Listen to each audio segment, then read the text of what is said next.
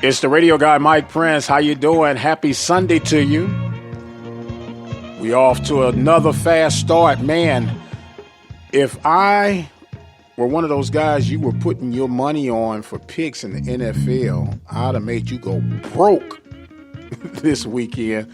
We'll talk about that a little bit later on. We have an FCS football report. We got some big football games coming up on the college circuit. We're going to hear from head basketball coach of the Prairie A&M University Panthers. That is none other than Coach Byron Smith. Panthers opened up SWAC basketball season just like everyone else. And when the dust settles, it's basketball season, baby. It is what it is. And we're going to continue to, as they say, let it do what it does right here from the Open Mic Broadcast Network. Happy Sunday to you yet again. What a wild card weekend on the NFL football side of things.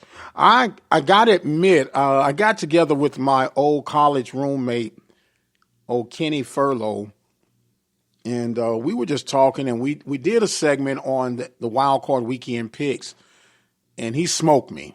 I end up losing 3 games out of the 4 games picked. The only one that we had together was the Tennessee Titans. We both agreed that the Titans would beat the Patriots. He picked the Texans. I picked the Bills. It was an exciting game to watch that game, but it got sloppy toward the end. It was almost like no one really wanted to win. Someone had to win, and the Texans found a way to win. Watson is absolutely the real deal. Between he and Jackson just doing the magic that they do, unbelievable. And then when we went over to the NFC, I had the Saints winning this game, and I really picked the Saints to win like by a blowout. And I know that Saint Nation is upset right now. They wanted that push off. But once again, you can't let one no-call determine that game. The Vikings just outplayed them guys today, and I was really shocked about that. I had the Vikings losing that game like 35-21.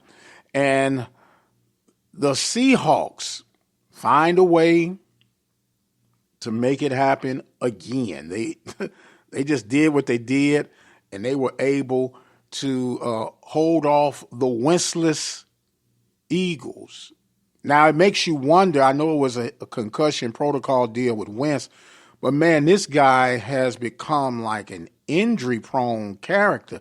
Reminds me of the movie, if you ever seen it, The Little Giants, when the mother had sent her son to go play, and she had him so padded down that he could barely walk. And you're wondering if that's going to be the case with Wentz in the future. Man, you hate to see a guy like that, such a talent, such a big arm, but he can't stay healthy. And it's one of those deals where you just got to go like, wow, it is what it is. What I'm going to do, I'm going to take a quick break. We got a new segment coming up. As we mentioned, we got some college football coming. And we're going to hear one of our newest installments. Is called the FCS Go-To Crew. And this is a report coming from the Southland Conference by a young man by the name of Rob Butler. We're going to go ahead and introduce you to this segment, and then we'll come back with a little bit more explanation. Hello, my name is Rob Butler with the weekly Southland Conference report. Sam Houston State's quarterback Jeremiah Briscoe and defensive tackle P.J. Hall, as well as Southeastern Louisiana running back Xavier Roberson, have made the Stats FCS All-Decade team. Also, Calgary Stampeders of the CFL have released Lamar standout wide receiver and Beaumont native Reggie Bedrelson to pursue NFL opportunities with the Green Bay Packers. He finished 2019 with the third most receiving yards in the CFL with over 1,400, as well as 10 touchdowns. National Signing Day 2020, the early signing period. The three classes that stand out the most to me are Abilene Christian. Adam Burrell signed 17, including 3 FBS transfers. Notably, defensive back Tristan Anderson of Arkansas State and wide receiver DK Blaylock of Boise State. Houston Baptist, Vic Shealy, he signed 17, notably wide receiver Josh Stearns. He's the younger brother of current Husky wide receiver Jared Stearns. And Southeastern Louisiana's Frank Stilfo signed 16. 12 are from Louisiana, notably tight end Ivan Drabowski of Florida's IMG Academy. And this is Rob Butler with your weekly Southland Report. Thank you. Of course, that was Rob Butler again with the Southland Report, and we're breaking down all the conferences on the not the OVC. They are one of the conferences, though, but the FCS is what I was trying to say. And we'll be giving you some insights on these deals throughout the course of the year. Basketball season started off this past weekend, and we're going to take us a break, and we'll come back with our guest on tonight, Byron Smith, head basketball coach of the Prairie View A&M University Panthers. We'll talk about the Panthers' big win over the Alcorn State Braves and their big matchup to be featured on ESPNU tomorrow night against the Southern Jags. We'll take a break and we'll be right back. We're listening to the Mike Prince Show live right here at the Open Mic Broadcast Network. So this is Lonzo Hardy, Vice President of the SWAC Alumni Association. The SWAC Alumni Association is an organization founded in 1999 with the goal of enhancing the great legacy of excellence in the SWAC as well as preserving the athletic heritage of the SWAC. Its membership is open to former athletes as well as current and former coaches, assistant coaches, athletic administrators, referees, employees of conference member institutions, as well as fans of SWAC sports.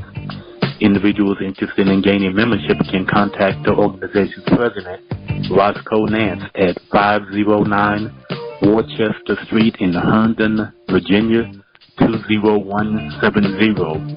Annually, the SWAC Alumni Association holds a Legends Award in which Lifetime Achievement Awards are presented. Occasionally, a legend of the conference is honored in a roast, and annually 1 or 2 former student athletes are presented degree completion scholarship awards.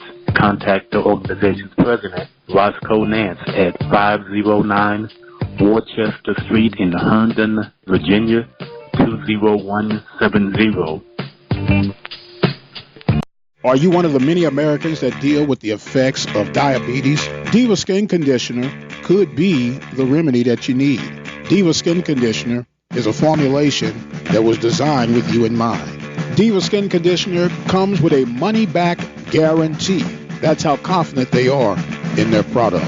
For more information, visit divafeet.com. That's D-I-V-A-H, feet.com. Or you can speak with a representative by dialing 903-270-0026. Sean LaBeouf, Prairie View A&M women's basketball. Final score, Prairie View 63, Alcorn 68. Team scores, Asia Williams 13 points, 9 rebounds. Aisha Peters 15 points.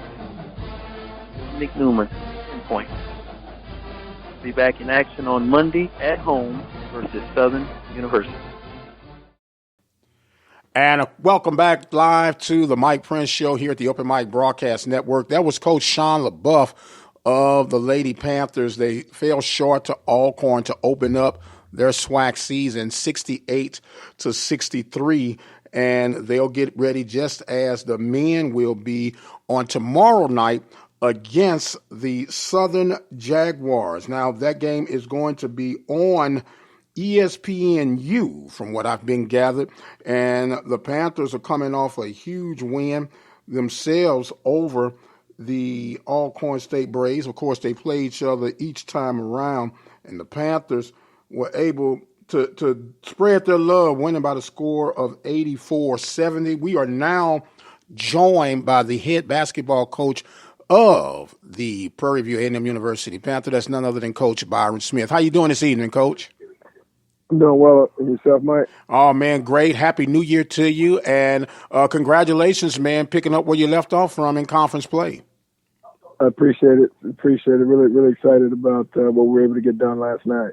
Okay. If you don't mind, give us a recap, Coach, and we can go a little bit further along this thing. Well, obviously, Alcorn is always a formidable opponent. I think they're very well coached. And the one thing that kind of concerned me a little bit, I think we have beaten them 6 or 7 times in a row. And it's just kind of tough to continue to do that. And obviously, that was probably a big motivating factor for them, that they kind of wanted to get off the slide. Everyone wants to get off to a good conference start by getting a win. And obviously, Mike, you know as well as I do that the Prairie View Texas Southern road trip is considered the toughest one in the conference. So the mindset for these teams, if they can just split on this road trip and cover home, that can give them a chance to have a really solid season. So, but obviously we knew Alcorn, as battle tested, they've been through a tough non-conference as we did. One of the better 3-point shooting teams that we faced this year. So I thought we did a decent job at really kind of neutralizing their shooters. We got off to a hot start. I was a little concerned, Mike, obviously after the break, we came back against Houston-Tillotson. I thought we were a little bit flat in that game against Houston-Tillotson, but we had a really spirited week of practice. But the guys really came out defending the ball, really trying to get to the boards and rebound. I thought we did a really nice job of sharing the basketball in the first half. But I thought our defense, our attention to detail, our focus, really trying to take them out and try to neutralize their main guys, I thought that was key to getting us off to a really good start. Defense dictates our offense, and it's always been that way. And last night, I don't think it was any different. Well, speaking of the main guys, the all-conference preseason MVP, if you allow me to put it that way, Patterson, 35 minutes, man. That's a lot of minutes going up and down the grind for your quote-unquote big man, even though you technically don't have a big man. But he put in some quality minutes on last night. I think that, Devontae Patterson, I think in all the accolades that he's gotten in terms of being the preseason SWAC player of the year, I think is well-deserved. I mean, he's a matchup nightmare. He's physically, I think he can play anywhere in the country. Mike, I tell people all the time, I think he can play almost anywhere. I mean, he can shoot the basketball. He can put it on the floor. He's stronger than most guys that's going to match up against him. He's fearless. I mean, he can be anyone from anywhere, from any program, at any level. And he's just a fearless guy. But his activity, his energy, his enthusiasm, his effort, his toughness are just things that we just really, really, really feed off of. And he gets our guys going. So I would say he and Andrews, are the glue guys for our team. And we're going to go as far as they take us. But, I'm just glad that I have him on my team and the other teams in the league don't. Absolutely. Now, the it seems like the 4-1-1 on Patterson is that you can play head games with him and you can kind of get him off course. How do you respond to that, and how do you prepare him not to fall for those type of traps? Well, I think that's kind of been, kind of the scouting report, if you will, early on. We talk all the time that, each year, Mike, these young men, they have to mature and be better and grow. And that's one of the things that I told him that's going to be key to his long-term success in this game. Mike, I personally, for whatever it's worth, think that he is the next guy that can actually go have a legitimate shot at making an NBA team. I haven't said that about it. This is my 7th year at Prairie View, and I've seen a lot of players come through, but I think he's got a legitimate shot. But obviously the things that you're alluding to in terms of his emotions and keeping his composure are going to be key. So we talk about that on a daily basis. It's a work in progress. It's not going to happen overnight. You've got a lot of guys that play, at the next level. But that's kind of the wrap, the DeMarcus Cousins, players like that, that kind of come to mind, that if they can keep their composure, they can go a long way. So we talk to them about it all the time. It's a constant reminder. We love for you to be energetic and enthusiastic and fiery. But there's a fine line between that and just being over the top emotional. And we talk to him about that. So we're going to continue to remind him. I think he's, accepted that he knows he needs to work on it. He's conscious and cognizant of it. And hopefully he'll be able to get over the hump and be able to stay on the floor, be poised, and be able to help us have a chance to compete for a championship. Now, I kind of going to date myself when I make this statement, but he puts me in the category of a Dennis Rodman type player. Is that overstretching from my end? Yeah, minus the makeup and the earrings and the nose rings. Well, I'm not talking about all that. I'm not talking about all that, man. You know. Yeah, no. I think that's a fair assessment. He feeds off of his own emotion, his own energy, and I think that if you try to put a muzzle on Devontae Patterson, I think you get half the player. So it's a fine line once again to become, a player that's over the top with emotion, to where it's affecting himself, affecting his decisions, his judgment, and then sometimes affecting his teammates.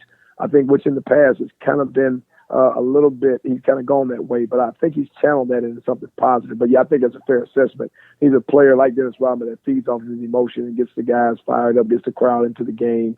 So we kind of welcome it, but just kind of telling him, hey, just understand, you gotta keep your composure. Take a woosah break every now and then, huh? Absolutely, Mike. Absolutely. Well said. We're talking right now with head basketball coach of the Prairie View A&M University Panthers, Byron Smith. And let me say, defending champion, not only of the regular season, but of the conference.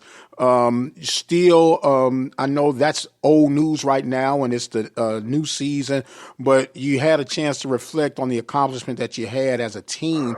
How much pressure have you put on yourself, Coach, to repeat?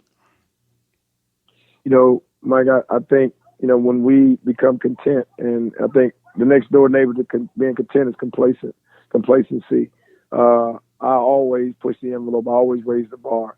If no one else is going to place expectations, on me or on us, I'm going to do that because I want to continue to work to be the best I can possibly be every day. And with that, to try to put the best product out there on the floor, so alums like yourself and the rest of Prairie View Nation can be proud of the men's basketball team. So I don't necessarily look at it as pressure. I tell people all the time, pressure is when you're a surgeon, you're in the operating room, and that's pressure. You got this life and death. When you're a basketball coach, you always got that next game. So I like to look at it as heavy, strong expectations that I place on myself. Our staff, we do that. And we want our players to do that, to try to exceed our own expectations and to get better each and every day. So obviously coming off a championship season, people are looking at us in a certain way. We've got a big X on our chest around the league. I think it makes people season when they beat Prairie View. They have a chance to do that. So we know when teams come out, we're going to get their best shot. But obviously just me personally as a coach, I'm going to continue to push and push and push. And even when I get to the level that we got to last year, I think there's more. Now you get a little bit greedy. You want a second championship. You want a third championship. So, you can, maybe be, not necessarily a dynasty, but just a really consistent, solid mid-major program, which is the goal that we set for ourselves. Now, Coach, what I always appreciate about you that we talk basketball on the court, off the court, as you just mentioned about life scenarios or whatnot.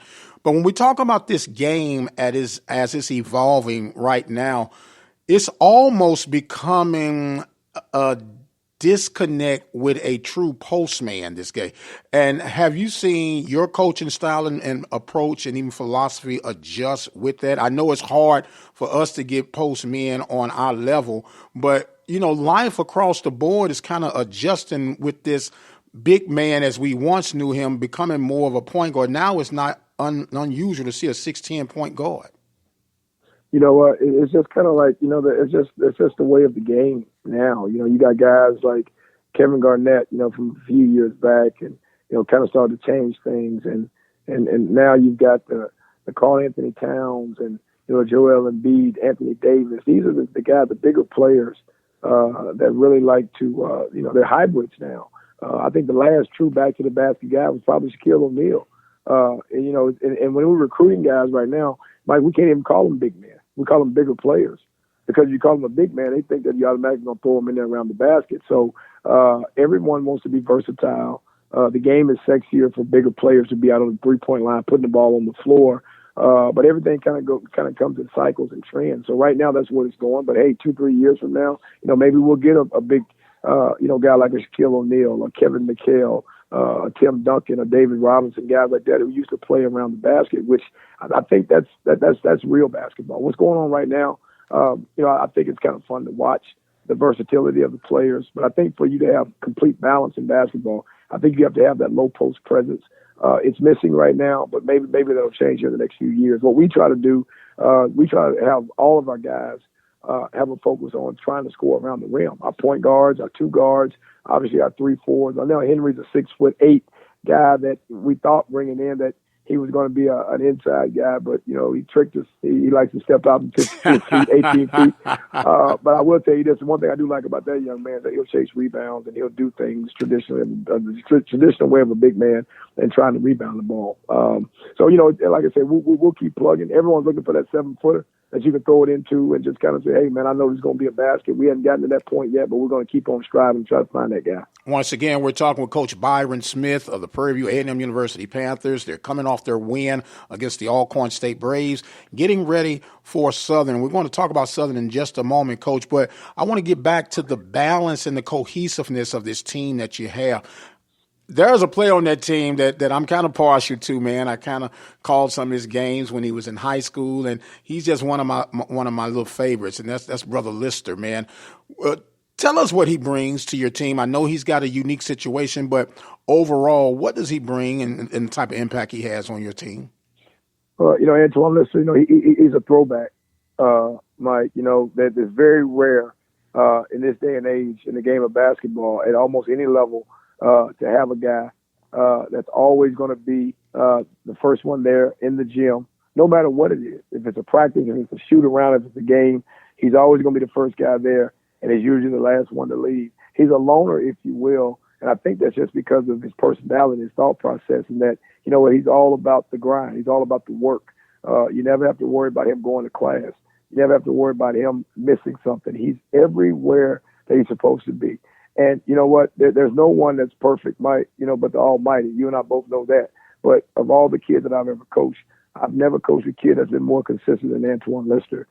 He's a great human being, first and foremost. I mean, he's the guy, to be honest with you, not to put any pressure on him or to try to speak for anybody else. But, if you got a daughter and you want to see your daughter, marry someone that you can go to bed with and feel good about, he's that guy.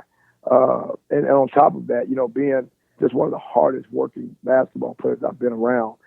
He can do a little bit of everything. He's not the best ball handler, but he can shoot the ball reasonably well. He's a really good defender. He just plays the game like he has a great appreciation for it, which a lot of our kids, not necessarily at Prairie View, but just kids around the country that you see, it's almost like it's a right, not a privilege. Antoine treats the game, his opportunity to play Division I basketball, like it's a privilege. And he works every day, and he always lets us know that he's appreciative of the opportunity. So I can't say enough about him. I think his mom and dad have done a great job in raising him. I think he's going to do great things in life. When the ball stops bouncing, you could easily see him being somewhere in politics or being somewhere as a lawyer or coaching somewhere, just having a great impact on our society, on young people. Just an outstanding example. I'm like you, Mike. He's one of my favorite players I've ever coached. I really enjoy being around him. Just a great human being. Man, he's been a consistent, and I call him young man because I can't call him kid anymore, but he's been a consistent young man since I've known him. And the chemistry of this team just seems right, Coach. It seems right. I know everybody wants that 7-foot tall guy, but, you got to get over that and you work with – I'm just serious. You work with what you have and you maximize the opportunities to get the wins, and you're off to a great start right now. Let's transition over to tomorrow night's opponent, the Southern Jaguars. They're coming off a tough loss against Texas Southern, 77-68. What do you see some things that they do well that concern you that you're going to have to try to minimize and get this second win for the young season? And obviously, once again, with all due respect to the profession, coaching profession first and foremost, they have an outstanding coach. Sean Woods is a former SWAC championship coach and coach of the year, and he's done an outstanding job in a lot of the places that he's been. So I think that they kind of mirror his personality. He's a fiery guy. I think you'll see that on the sideline. He's always pushing the envelope, always preaching and teaching effort. So they're a little bit different, I think, than Alcorn. I think they've got a few more playmakers. I mean, you pretty much knew, who was going to be the main people, for Alcorn. With Southern, it could be any kid, any guard on any given night. They've got some size. They've got a couple 6'8", 6'9" guys that are versatile. They can step out, but can also play, around the basket. They do a great job of crashing the offensive glass. They're a pretty dominant team. They have been in the first 15 games on offensive glass. So we're going to have to put a body on them and box them out. and limit their second and third scoring opportunities. But they're a very athletic team. They're quick, and I think that he's preaching and teaching defense, obviously, but I think he kind of a little bit like us. He kind of lets them go a little bit on offense, lets them be creative. So they'll be a tough out. Like I say, this is a tough road trip. Texas Southern's always tough at home. So, we're not looking at that loss last night to Texas Southern saying that, hey, man, they're going to be soft coming in here. We're going to get their absolute best shot because, they're fighting to try to be back in the top 4 or 5. They had a down year last year, but I think they've recruited 13 new players. So on any given night, anybody can step up and be that 20, 25-point-a-night guy. Even though they only have 1 to 2 guys that are averaging in double figures for the season. But we do know that they're very, very capable. So we got our work cut out for us. Every game we play, Mike, we know it's going to be a dogfight because, once again, when you're the defending champion, you got a big X across your chest and everybody's going to give you their best shot. But, like I say, we'll be ready. We'll be prepared. We're looking forward to it. A nationally televised game. We always get excited about that. Our players get a chance to showcase their talents to America, which is important for us. But I can assure you that we'll be prepared both mentally and physically for Southern coming in tomorrow night. See, man, you're becoming an old pro at this thing right now. You lead me right into the next question here. How did this game be determined to be the SWAC game of the week? Was it something that you guys had to flip a coin for? Did the commissioner say this is going to be the game, take it or leave it? How did that work out? I think the commissioner has more play in this than say, any of the coaches. And I think that, to be quite honest with you, I think ESPN is doing a great job. I think our partnership with ESPN has been pretty good. But I don't know how much extensive background they do in terms of the roster and the personnel and things like that. So I think, the teams that do the best have the best chance to be, to get the first shot on television. I think this is probably the first matches is a Monday night. I think that they looked at the teams. They looked at us winning the championship last year. Obviously, Texas Southern and Southern could have easily been, had that game been on Monday night, if the tables were turned and flip-flop.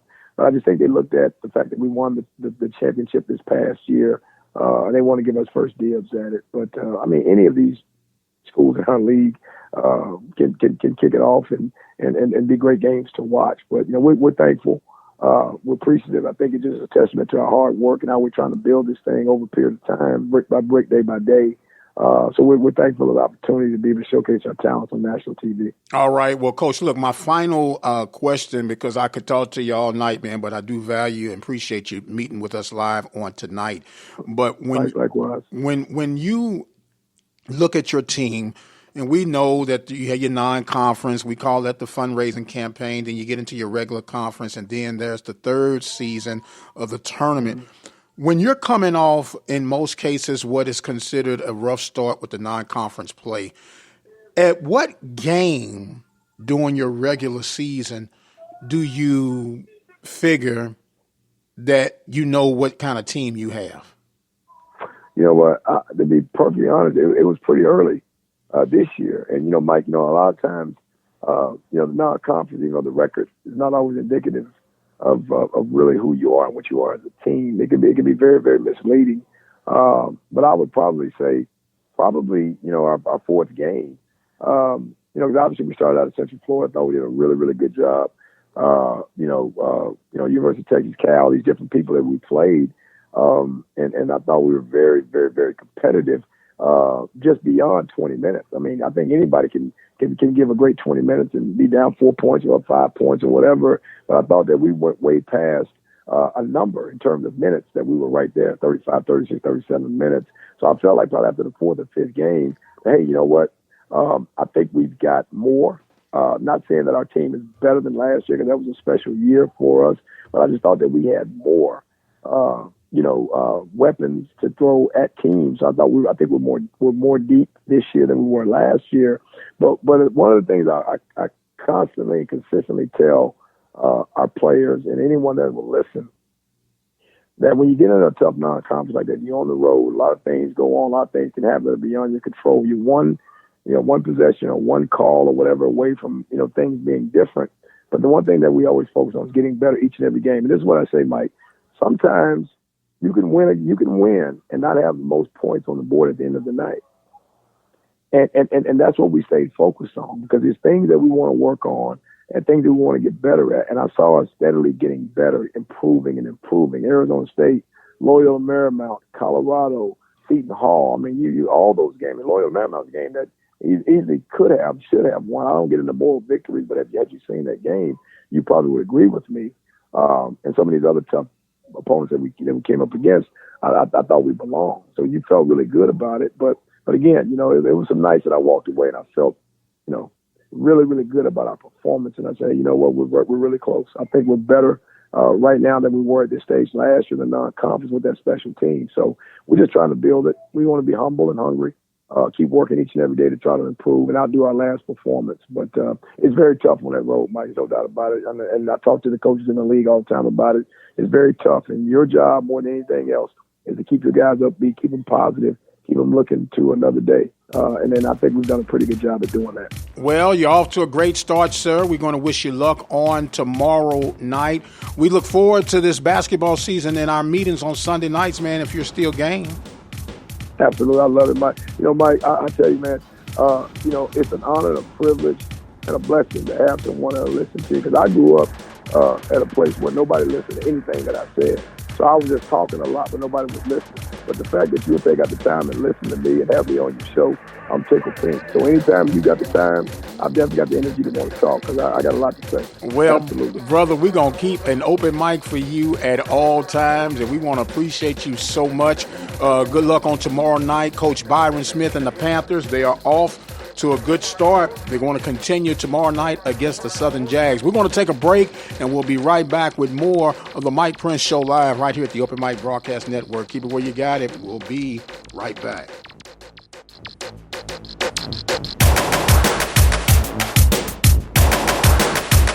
Serving the community through faith and athletics. The Open Mic Broadcast Network. Let's face it, from time to time, we'll have a need for an attorney, whether it's the case of a DUI, DWI, or any other circumstances that would find you on the other side of the law. Attorney Lee Van Richardson, located at 1047 Austin Street, is the one to call. Attorney Lee Van Richardson and his staff are equipped to help you get through your legal battles. Attorney Lee Van Richardson, 979-826-8008 in Hempstead, Texas. The birth of legends are storied in this conference. We must never forget our rich history. We now turn our gaze to the future. The new legends will emerge. New heroes to arise. The Southwestern Athletic Conference. Be our history. Be the one with courage to fight child abuse. All Texans must find the courage to fight child abuse. Learn the signs and symptoms and report suspected abuse to appropriate authorities. Learn and know these warning signs. A child who undergoes changes in behavior, appetite, or routine. Watch for unexplained injuries, a change in academic performance, or loss of interest by a child in regular activities. Trust your instincts. If you suspect something, do something. If you believe a child is in an abusive situation, please call the Texas Abuse Hotline at 1-800-252-5400. Be the one with courage. To find your local Children's Advocacy Center, visit onewithcourage.org. On behalf of children, thank you. Thank you. Thank you.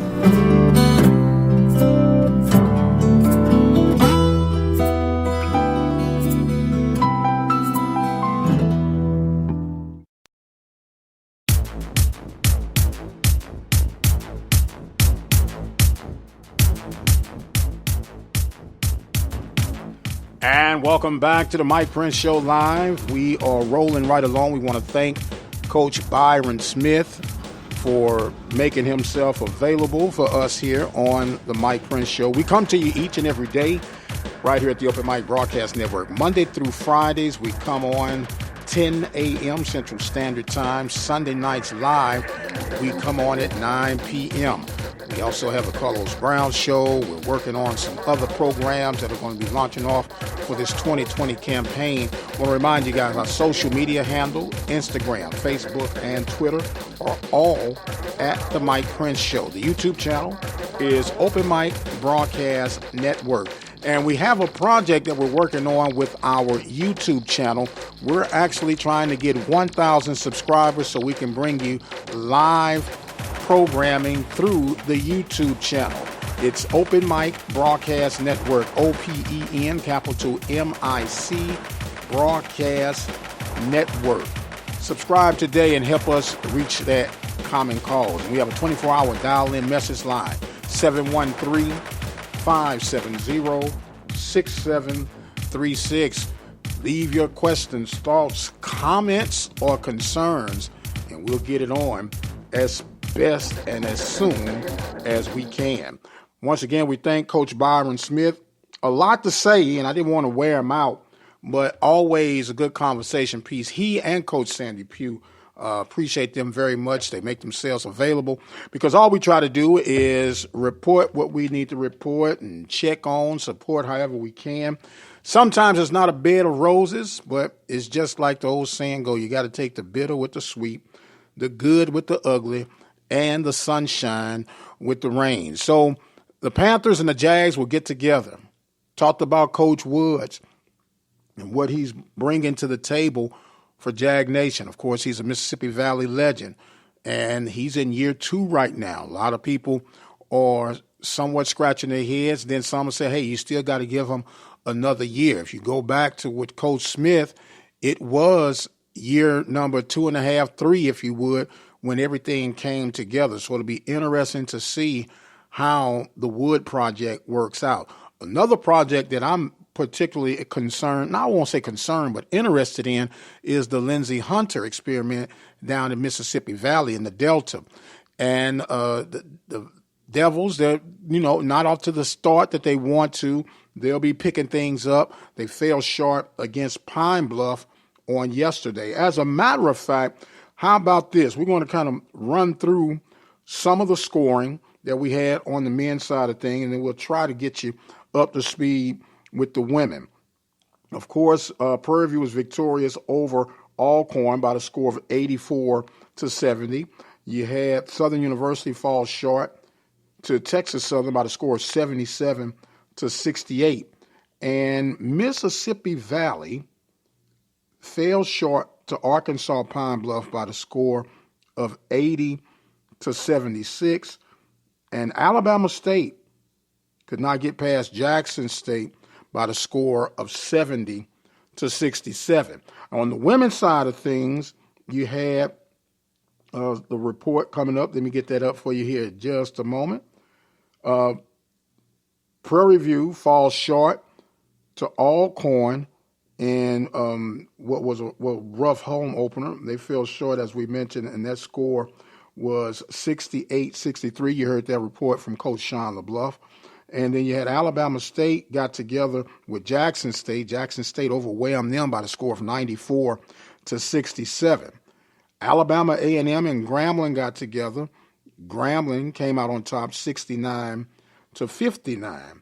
And you had Arkansas. Yeah, we brought it to Arkansas Pine Bluff, Mississippi Valley win 80-77. So basketball season is here.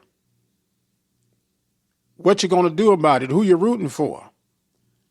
How are things shaping up? How are things going to go? I talked with and asked Coach Smith, when do you realize what type of team you had? And he said around game number 4.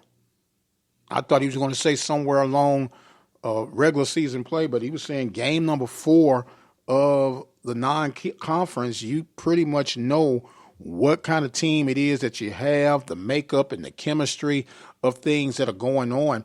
And so now it's about putting the right pieces together and making it all happen. And speaking of making things all happen, we want to take us another quick break. Then we're going to come back and look at a little bit more of this NFL wildcard weekend and the projected games ahead and how I just failed miserably.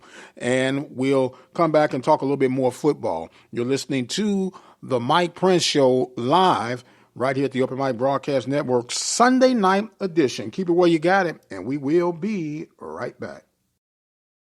Are you one of the many Americans that deal with the effects of diabetes? Diva Skin Conditioner could be the remedy that you need. Diva Skin Conditioner is a formulation that was designed with you in mind. Diva Skin Conditioner comes with a money-back guarantee. That's how confident they are in their product. For more information, visit divafeet.com. divahfeet.com. That's DIVAH feet.com. Or you can speak with a representative by dialing 903-270-0026. Broadcasters come into our lives on radio and TV, bringing us information and entertainment. Broadcasters are there for us, but who is there for them when they fall on hard times? The Broadcasters Foundation of America provides financial assistance to broadcasters in acute need due to a critical illness, accident, or other serious misfortune. If you know of a broadcaster on the air or behind the scenes who may need our help, please share our message. Visit broadcastersfoundation.org. As a dad, you'll probably spend years teaching your son how to hit a baseball, how to throw a tight spiral and hit a receiver, how to spring off a diving board and hit the water, how to hit a 1-wood and a 9-iron, how to hit the bullseye, how to hit the strike zone, hit a jump shot, hit the open man, hit the hockey net, and maybe the most challenging of all, how to hit the books. But the question is this: how much time will you spend teaching him what not to hit?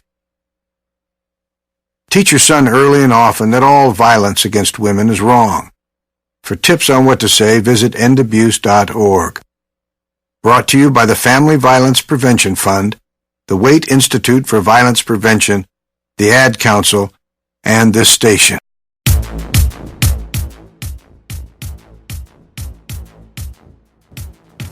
And welcome back to the Mike Prince Show live right here at the Open Mic Broadcast Network. I want to thank our sponsors on tonight, Attorney Lee Van Richardson of Hempstead, Texas, Diva Skin Conditioner, located at divafeet.com. That's DIVAH feet.com. We want to thank Prairie View Athletic Club, and we want to thank you, the listener, for joining in with us, help spread this thing out. Don't forget, we're here daily right here at the Open Mic Broadcast Network. And I want to thank you guys so much. We're going over some of our numbers from 2019, over 225,000 listeners, over 36,000 downloads. And it is just phenomenal what you guys are doing and how you responded. And I got sense enough to know that I cannot do this by myself, nor do I try to think that it's all about me. So without you guys, we're absolutely nothing here. Please keep sharing. Please keep subscribing and telling folks about what's going on here at the Open Mic Broadcast Network. Now it's time for me to get to my embarrassment of the weekend. I am so glad that I am not a gambler.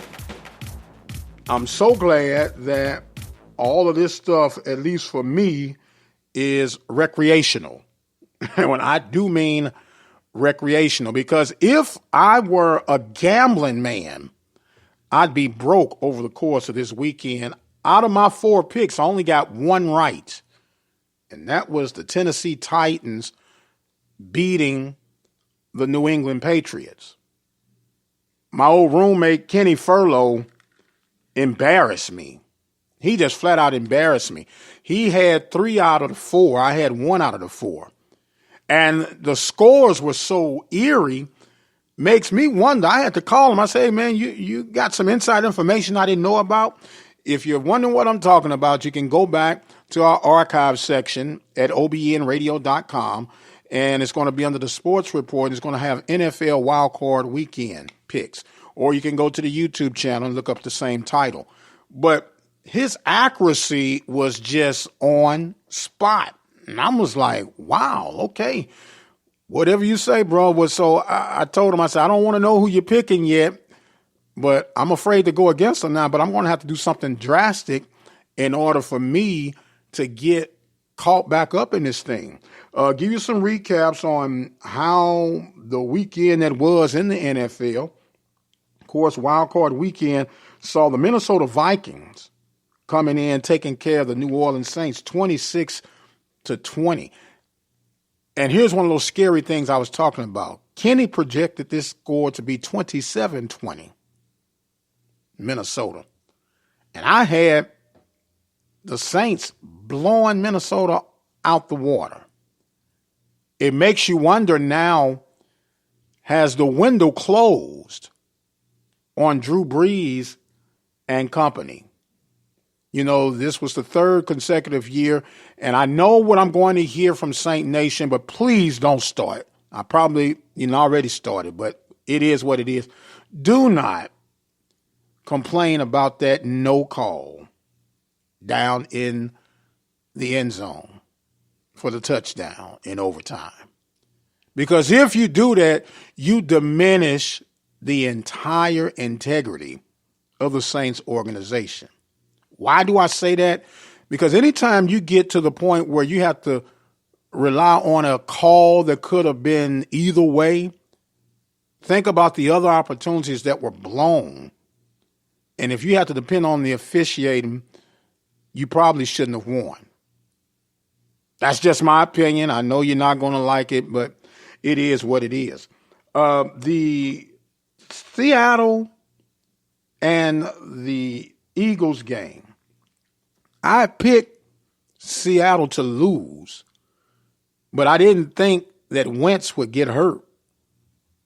And that just changed the entire dynamics of that game. I was like, man, I'm done. Because I was figuring with that game, I could at least go 2-2 and walk back into facing off with Furlow on some type of dignity with my head held up high. But now I got my tail tucked between my legs with a 1-3 record.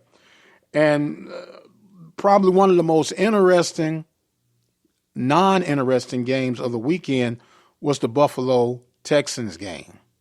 This game saw the Texans come back from 16 down.